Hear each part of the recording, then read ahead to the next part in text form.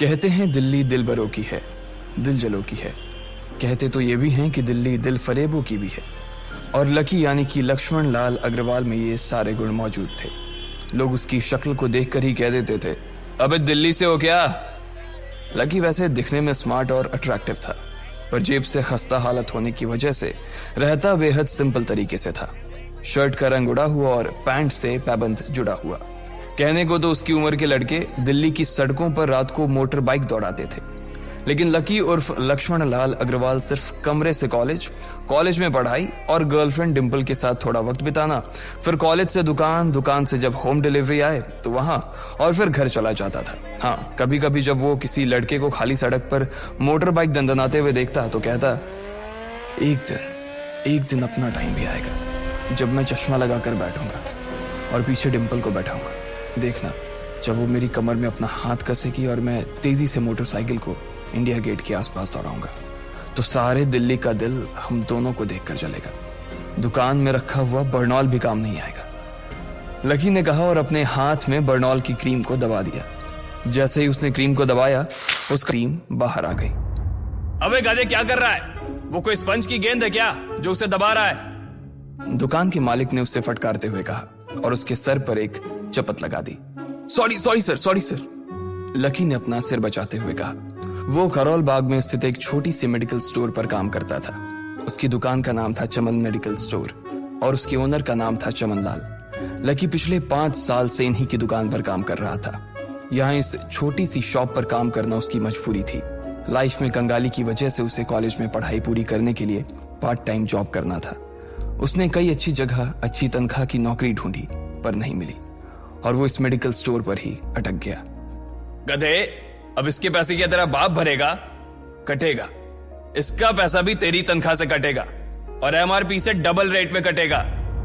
चमन ने अपने दांतों को किचमिचाते हुए कहा। गुस्से की वजह से उसकी नाक फूल गई थी और लकी की सांसें। उसने घबराते हुए ओनर से पूछा, एमआरपी से डबल क्यों सर जी? ताकि अगली बार से ऐसी कोई हरकत करने से पहले तू डबल बार सोचे, चमन ने कहा और उसके हाथ से ट्यूब छीन ली। उसका जी तो चाह रहा था कि वो लकी की खोपड़ी पर एक और बार अपना हाथ साफ कर ले, लेकिन उससे पहले ही दुकान का फोन बजने लगा। फोन की घंटी बजते ही लकी को वहां से निकलने का मौका मिल गया और वो भागते हुए फोन उठाने के लिए चला गया। हेलो जी, करोल बाग के बेस्ट मेडिकल चमन मेडिकल स्टोर से बोल रहा हूं, बताइए क्या काम था? ये लकी की पेटेंट लाइन थी। चाहे कहीं से भी फोन आए, लेकिन उसे फोन पर बस यही बोलना था। जैसे ही इधर लकी ने अपनी बात कही, उधर से जवाब आया, मैं ब्लूमिंग नाइट होटल के कमरा नंबर 303 से बात कर रहा हूँ। एक छोटा सा ऑर्डर है, नोट करो और जल्दी से होटल पर डिलीवर करवा दो। वो एक लड़के की आवाज थी। उसकी आवाज में काफी भारीपन और एक अजीब सी जल्दबाजी थी। जैसे ही लकी ने वो आवाज सुनी, पता नहीं क्यों उसे वो आवाज जानी पहचानी सी लगी। जी सर, बताइए आपका क्या ऑर्डर है? हाँ तो लिखो, हार्ट प्ले के 2 पैकेट और 1 पैकेट टिश्यू। लकी, जो कि अपना पेन लेकर खड़ा था, हार्ट प्ले का नाम सुनते ही झिझक गया। असल में हार्ट प्ले नाम का एक कंडोम आता था और इसलिए उसका नाम सुनते ही लकी शर्मा गया था। इतने साल से भी मेडिकल की स्टोर पर काम करने के बाद उसे इन चीजों का नाम सुनने में शर्म आती थी। हेलो भाई, लिखा कि नहीं लिखा? उस आदमी ने फिर से लकी से पूछा। जी सर, लिख लिया सर, लिख लिया। लकी ने खिसिया कर हंसते हुए कहा। लिख लिया तो फिर लेकर निकल, उस लड़के ने कहा। उसकी आवाज सुनकर ना जाने ऐसा क्यों लग रहा था कि वो बहुत बड़ा आदमी था। जी सर, लेकिन सर बाहर तो बारिश हो रही है, लकी ने कहा। उसने देखा कि बाहर बहुत तेज बारिश हो रही थी। उनकी दुकान के सामने पानी भर गया था और तेज हवाओं की वजह से चमन मेडिकल स्टोर का बोर्ड भी गिर गया था। लकी को लग रहा था कि वो इतनी तेज बारिश में अभी एकदम से तो नहीं निकल पाएगा, तो उसने उस लड़के को समझाते हुए कहा, सर मैं ऑर्डर तो ले आऊंगा पर थोड़ा टाइम लग जाएगा, बारिश थोड़ी थम जाए। अब इससे पहले कि वो कुछ आगे बोल पाता, फोन पर लड़का बोल पड़ा। तुम्हारे मालिक को पता है कि तुम मल्होत्रा जी के लड़के को मना कर रहे हो? हाँ पता है, बारिश हो रही है, इसलिए सारा सामान अच्छे से थैली में पैक करके लाना और लेट नहीं होना चाहिए, समझे? उस लड़के ने कहा और इससे पहले कि लकी आगे कुछ कह पाता, उसने फोन काट दिया। उधर से लकी के दुकान का ओनर उसे घूर कर देखा जा रहा था। लकी के हाथ में पेन और पेपर देखकर ही वो समझ गया था कि उसके पास कोई ऑर्डर आया था। आज वैसे भी इतनी बरसात होने की वजह से सुबह से इक्का दुक्का ग्राहक ही दुकान पर आए थे। ऐसे में उसकी दुकान का मालिक एक भी ऑर्डर को छोड़ना नहीं चाहता था। वो लकी को देख रहा था और लकी बारिश की ओर देख रहा था। बारिश का बहाना नहीं चलेगा, जाना पड़ेगा, चमन लाल ने कहा। मैं बहाना नहीं कर रहा सर, थोड़ी बारिश धीमी हो जाए तो मैं चला जाऊंगा। अभी आप खुद ही देखिए कितनी तेज बारिश है। वो पता नहीं कोई मिस्टर मल्होत्रा का कोई बेटा कुछ ज्यादा ही जल्दी में था, मैं साइकिल से तो पहुंच नहीं पाऊंगा इतनी जल्दी। लकी ने उनकी ओर देखते हुए कहा। क्या कहा? मिस्टर मल्होत्रा जी का बेटा? तू मेरी दुकान बंद करवाएगा क्या? अभी क्या भी निकल उनका ऑर्डर लेके, वो हमारे बहुत पुराने कस्टमर है, चमन ने कहा। पर लकी ने कहा ही था कि चमन बोला। पर कुछ नहीं, तू मेरी मोटरसाइकिल ले जा, उसने गुस्से में कहा। अरे सर जी, 200 के ऑर्डर में मुश्किल से 40 रुपए बचेंगे, इससे 3 गुने का तो पेट्रोल ही लग जाएगा, और अगर गाड़ी रास्ते में बंद हो गई तो अलग से खर्चा, लकी ने समझाते हुए कहा। वो जानता था कि उसका मालिक इन सब बातों पर ध्यान नहीं देने वाला। चमन लाल बोला। कोई बात नहीं, तू जा, चाहे जो हो जाए ग्राहक नाराज नहीं होना चाहिए, और वैसे भी वो मल्होत्रा जी का बेटा है। चमन लाल ने मोटरसाइकिल की चाबी लकी की ओर उछालते हुए कहा। लकी ने चाबी ली। उसे देखकर उसके अंदर मिक्स फीलिंग आ गई। एक तो वो बहुत खुश हुआ कि बड़े दिनों बाद बाइक चलाने को मिलेगी, पर वहीं दूसरी तरफ दुखी इसलिए हुआ कि बाइक मिली भी तो ऐसी तेज बारिश में, अगर खराब हो गई तो इसकी चपत भी उसके सिर पर ही पड़ेगी। वो मुंह लटकाकर रेनकोट और हेलमेट पहनते हुए वहां से निकल गया। बाहर आकर बाइक को देखा तो लकी ने मन में सोचा, चलो ठीक है, जो होगा देखा जाएगा, कम से कम बाइक तो चलाने को मिल रही है। दरअसल लकी इतने साल काम करने के बाद भी अपने लिए एक मोटरसाइकिल नहीं ले पाया था।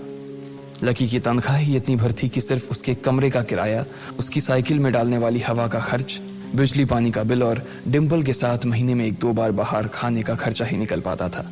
उसे डिम्पल की कही बात अक्सर याद आती थी। लकी, अगर अगले 2 महीने में तूने बाइक नहीं खरीदी ना तो मैं तेरे से ब्रेकअप कर लूंगी, देखना। असल में डिम्पल को लकी के साथ बाइक पर घूमने की बड़ी तमन्ना थी।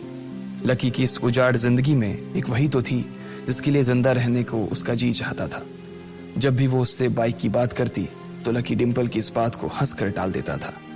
वो अपने मन में इस बात को अच्छे से जानता था कि डिम्पल उससे बहुत प्यार करती थी और वो उससे कभी छोड़कर नहीं जा सकती थी। वो दोनों एक दूसरे में ऐसे घुले मिले थे जैसे बादल बरसात में घुल जाती है। लकी को डिम्पल बहुत पसंद थी और वो उसके लिए दुनिया जहां की खुशियां खरीद कर ला देना चाहता था। वो चाहता था कि एक दिन वो डिम्पल को प्लेन में बैठाए, लेकिन उसके ये सब ख्वाब इस कम तनख्वाह की नौकरी की वजह से कभी पूरे नहीं होने वाले थे। पर आज उसके पास एक मौका था। वो डिम्पल को अपने साथ इस बारिश में राजपथ घुमाना चाहता था। वो उसे दिल्ली दिखाना चाहता था। चमन लाल को देने के लिए उसने पहले से ही बहाना सोच रखा था। बस जल्दी से वो ये डिलीवरी देकर सीधे डिम्पल के पास ही जाने वाला था।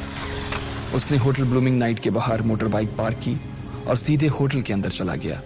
लकी ने रिसेप्शन पर पहुंचकर नमस्ते करते हुए रिसेप्शनिस्ट को बोला, जी मैं चमन मेडिकल स्टोर से आया हूं, रूम नंबर 303 का ऑर्डर था सर। रिसेप्शन पर खड़ा आदमी उसके हाथ में काली थैली को देखकर समझ गया था कि उसमें क्या था और वो मंद ही मंद मुस्कुराते हुए बोला, 3rd फ्लोर पर है, लिफ्ट से चले जाओ, रेनकोट यहीं उतार देना। जैसा उस आदमी ने कहा लकी ने ठीक वैसा ही किया और लिफ्ट में चढ़ने के कुछ ही देर बाद वो 3रे माले पर पहुंच गया था। वो रूम नंबर 303 के बाहर पहुंचा और उसने डोरबेल बजाई। जैसे ही दरवाजा खुला लकी ने थैली आगे बढ़ाते हुए कहा, नमस्ते, मैं चमन मेडिकल स्टोर से लकी, ये आपका। इससे पहले कि लकी आगे कुछ कह पाता उसकी आंखें फटी की फटी रह गई थी। उसने अपने सामने जो देखा उसके बाद उसे ऐसा लगा कि बंद छत के नीचे भी उसके ऊपर आसमान से आकर एक जोरदार बिजली गिर गई थी। उसके सामने एक लड़की खड़ी थी। वो लड़की और कोई नहीं बल्कि उसकी गर्लफ्रेंड डिम्पल ही थी। उसने एक पर्पल कलर का नाइट गाउन पहन रखा था। उसके काले घने बाल गीले थे और उसने उन्हें अपने कंधे पर फैला रखा था। उसकी खुशबू से ही ये चीज साफ पता चल रही थी कि वो अभी अभी नहा कर आई थी। डिम्पल, तुम यहाँ क्या कर रही हो? लकी को अपनी आंखों पर विश्वास ही नहीं हो रहा था। उसने 2 बार अपनी पलकें झपका कर देखा, लेकिन दोनों बार ही उसे अपने सामने डिम्पल ही नजर आई। तुम यहाँ क्या मेरा पीछा करते हुए आए हो लकी? डिम्पल ने उल्टा उसी के ऊपर पलटवार करते हुए कहा। लकी को देखकर उसके दिल की धड़कन भी तेज हो गई थी। उसे उम्मीद नहीं थी कि लकी यहाँ आ जाएगा। उसने ना तो सुबह से उसे फोन किया था और ना ही उसके मैसेज का कोई जवाब दिया था। वो अपने मन में सोचकर बैठी थी कि वो अगले दिन खुद ही उससे मिलकर बोल देगी कि उसकी तबीयत खराब थी। डिम्पल बेबी, क्या हो गया? किससे बात कर रही हो? अचानक से एक गबरू जवान सा लड़का दरवाजे के पास आकर खड़ा हो गया था। उसने बनियान पहन रखी थी। लकी उसे पहचान गया था। साले राहुल के बच्चे, तेरी हिम्मत कैसे हुई मेरी डिम्पल को हाथ लगाने की? लकी ने जैसे ही राहुल को देखा उसके तन बदन में मानो आग सी लग गई थी। वो उसे इस वक्त इतना बुरा मारना चाहता था, इतना बुरा पीटना चाहता था जिसकी कोई हद सीमा नहीं थी। लकी जिस कॉलेज में पढ़ता था, राहुल और डिंपल भी उसी में पढ़ते थे और वो कॉलेज राहुल के फादर का ही था। डिंपल ने राहुल के पिता की एक कंपनी में जॉब पकड़ ली थी और राहुल उस पर बहुत लाइन मारता था। लकी ने 1-2 बार डिंपल को उससे दूर रहने के लिए भी कहा, लेकिन डिंपल ने उसे यह कहकर टाल दिया था कि वो सिर्फ अच्छे दोस्त थे। आज भी इससे पहले कि वो आगे बढ़ता, डिंपल उन दोनों के बीच आ गई। रुक जाओ, डिंपल ने गुस्से में कहा और लकी के सीने पर हाथ रखकर उसे रोक दिया। लकी लंबी सांसें ले रहा था और कुछ ही सांसों के बाद उसका गुस्सा शांत हो गया। अब डिंपल के पास भी छुपाने के लिए कुछ नहीं था, इसलिए उसने लकी से कहा, लकी, आज से तुम्हारा और मेरा ब्रेकअप। ब्रेकअप? लकी के पैरों के नीचे से जमीन खिसक गई थी। उसकी आंखें नम हो गईं। लकी को उसकी बातों पर विश्वास नहीं हो रहा था। उसने डिंपल की ओर देखा और बोला, डिंपल, हम पिछले 1 साल से एक दूसरे के साथ हैं और तुम हो कि मुझसे ब्रेकअप करना चाहती हो? अरे मैं तो तुम्हारे लिए नई बाइक लेने वाला था। चल रहने दे, आज ही याद आई है तुझे बाइक की। अरे तेरे पास मुझे बाहर घुमाने के लिए, खिलाने पिलाने के लिए पैसे तो है नहीं। तू कहां से लेगा बाइक? और अगर ले भी लेगा तो उसमें पेट्रोल कहां से डलवाएगा? तेरी 8,000 रुपए महीने की नौकरी, उसमें होगा ये सब? लोग हंसते हैं मेरे ऊपर जब मैं सरोजनी में तेरे साथ घूमती हूँ। मैं ऐसी लाइफ नहीं जीना चाहती लकी। मैं तेरी तरह गरीब नहीं रहना चाहती। तूने मुझे फंसाया था, उल्लू बनाया था तूने मुझे, इसलिए मैंने राहुल से मैचअप कर लिया है। आज से यही मेरा बॉयफ्रेंड है, डिंपल ने गुस्से में कहा। अच्छा, तो बेबी ये है तुम्हारा वो बेकार सा एक्स बॉयफ्रेंड?